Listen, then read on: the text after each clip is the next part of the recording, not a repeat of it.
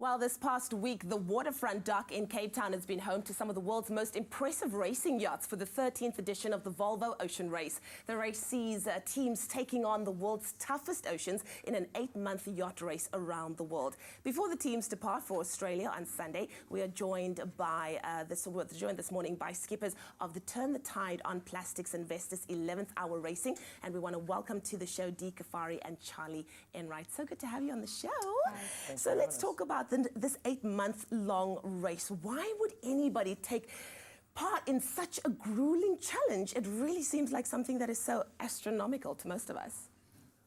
Well, I think there's two reasons that people like us compete in a race like this, and that's we're competitive people, and also there's a real sense of adventure. I mean, we just sailed 7,000 miles from here to Portugal, and you get to see some pretty amazing parts of the world. That's amazing. Now, Dee, both of you are skippers. What are some of the roles and responsibilities that you've got to take on to make sure that this is successful?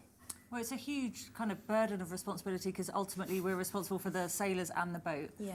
And obviously their safety is paramount. And we're from Cape Town, we literally head south and venture into the Southern Ocean all the way to Australia. So it's probably the most hostile environment you can get.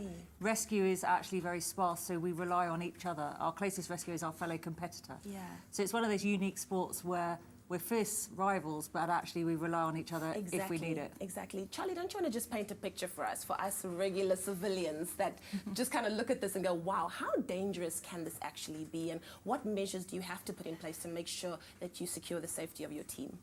As Dee said, the buck kind of stops with us, as the skippers of our respective boats. And, safety is the most important thing, not only to our respective teams, but also to Volvo and the race organization as a whole.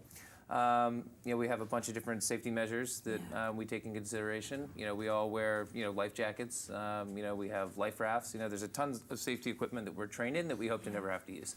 Yeah, definitely. Well, I think last year I had a chance to, go to the expo and see what it's actually all about and see the yachts and all of, the safety measures in place. But what is the next leg? What does that entail? Where are you off to and how long will it take to get there?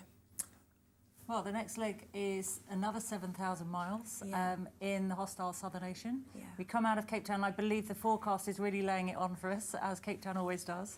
A little bit of a fruity forecast for us to depart in. Fruity forecast. Head south until it gets cold, and then we go as fast as we can, heading east towards, and we're stopping in Melbourne, so southern Australia, for a little pit stop before we then head up to Hong Kong. And the race for us is race against time for Christmas. So we could potentially be spending Christmas at sea. Oh my word, it's incredible. Now, Charlie, I do remember you said that you're both competitive and that's why you love it. But what else do you love about being a part of the Volvo Ocean Race?